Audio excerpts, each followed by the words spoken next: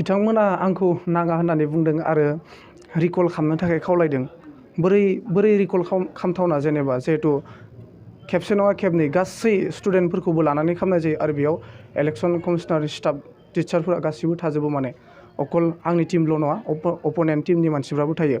गासैनिबो सिगाङाव माने देखायना होनाय जाखायो आरोना माबे रिजेक्ट जादों माबे जायाखै बेखौ गासिबो नायो। नाथाय बेखौ नायखांनायनि उनावबो बिथांमोना आरोबाव खेबसे रिकल खालामनो थिनदों। अलरेडि बे रिजाल्टआ आउट जाखांनायनि उनावबो आं बेखौ गनायना लानो हाया आरोना। नोंथांमोननि बेबायदि कलेजावहाय आकेपिसि बेफोरबायदि रिकल सिस्टेम दंमोन नामा? जायाखै, मालाबाबो जाफेराखैमोन। मानो होनब्ला सिगांनि बोसोरफोराव आरोना एबसुनि सापर्ट लानानै जायफोरा गेलेयो बिथांमोना देरहायोमोन। नाथाय देग्लाय आं बनसुनि सापर्ट लानानै ओंखारबाय, आं देरहाबाय, बिथांमोना जेनबाय। बैनि थाखायनो बिथांमोना बेखौ खालामनाय जादों आरो दुखुथ' आं फोरमायनो सानदों। मानो होनब्ला अन्य बोसोरफोराव बेफोरबायदि जायाखैमोन रिकल खालामनाय आरो गुबुन अपोनेन्टआबो बिथांमोना देरहानायाव बिदि रिकल खालामहोआखैमोन। नाथाय आं देरहानायाव बिथांमोना आंखौ रिकल खालामनो दाबि खालामनायलाय आं एसे दुखु फोरमायदों आरो। दा नोंथाङा जिबायदि फोरमायबाय, नोंथाङा दिनै देरहानानै बनसुखौहाय माबायदि हामलायनाय होनो सानो? आं बिथांमोनखौ आंनि गोसो गोरबोनिफ्राय आंनि हामलायनायखौ बावहरो। मानो होनब्ला बिथांमोना आंनि थाखाय थैथां नाजादोंमोन आंखौ देरहाहोनायनि थाखाय। बेनिखायनो आं बिथांमोनखौ रोजा रोजा साबायखर बावो।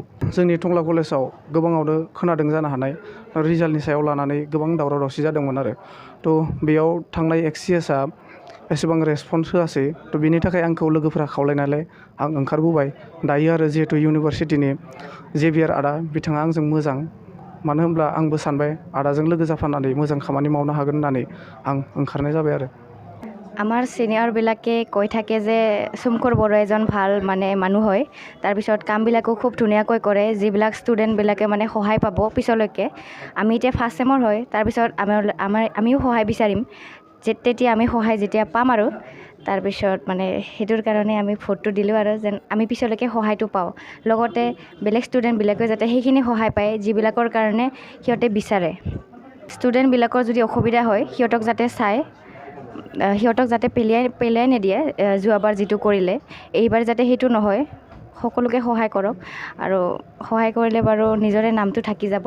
পিছলৈকে সিহঁতৰ নেক্সট যোনে উঠিব সিহঁতো ভাল কাম কৰিব। যিটো আগৰজন যেনেকুৱা কৰে পিছৰটো সেনেকুৱাই যায়। মই বিচাৰোঁ আমাৰ সোমকৰ দাদাই ভালেই কৰক আৰু পিছত যিবিলাক আহিব সেইবিলাকো যাতে ভালেই কৰে, এনেকুৱাই।